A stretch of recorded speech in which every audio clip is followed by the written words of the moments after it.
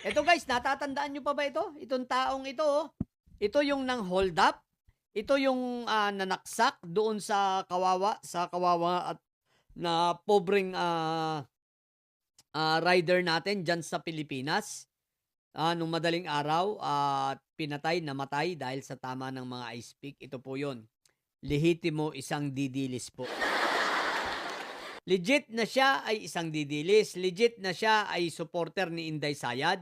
At sabi ko nga sa inyo, 'di ba? Basta mga didilis, mga kriminal 'yan, 'di ba? Basta mga didilis, walang mabuting idudulot 'yan o ibibigay sa ating bansa. At ito ang mga dapat hindi na ito binubuhay, pinapatay na lang ito sa gutom sa loob ng bilangguan. Sana itong mga ganitong tao ay hindi inaano tawag dito, pinapakain, no?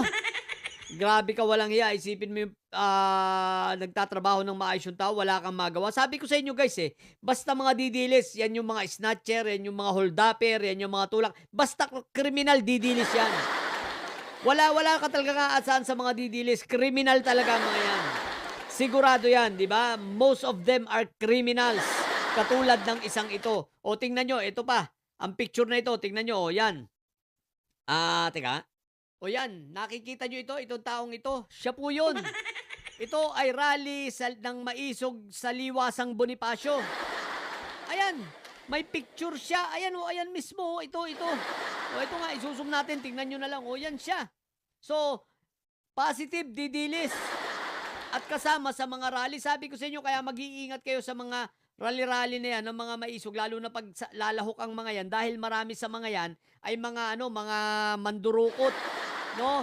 Sila nga nagdurukutan, 'di ba? Sila dinudukutan yung kapwa Pati nga mga pulis dinudukutan baka nga ito yung nandukot do sa kawawang pulis natin, 'di ba?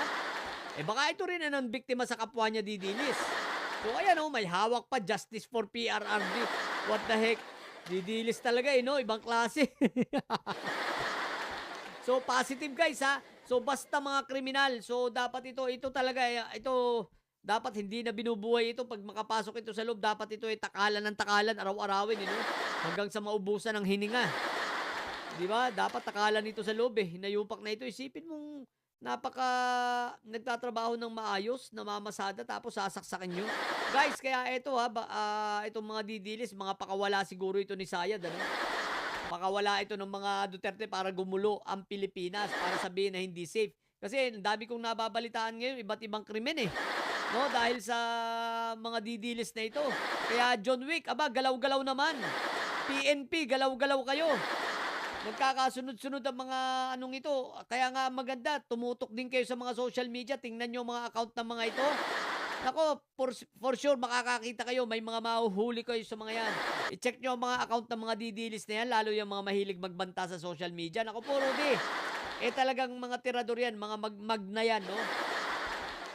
Ayan positive kaya mga didilis, yung mga kasamahan nyo talaga, ibang klase talaga kayo. Mga mandarambong talaga kayo, mga hinayupa kayo. Mga lahi kayo ng magna talaga, no? Simula kay Fentaboy, hanggang kay Inday Sayad, hanggang kay Barbie Baste, hanggang sa kalit-litang Inglon, hanggang sa inyo, mga hinayupa kayo. Puro kayo magna. Diba? Magna talaga mga hinayupa. Yun lang. What the heck? Sa mga bobong didilis dyan, yung kasamaan ninyo, ang lupit ninyo. No? Talagang mga tirador, positive. Di ba? Manatili kayong mga bobo at may side, sapagkat ang may side laging high blood.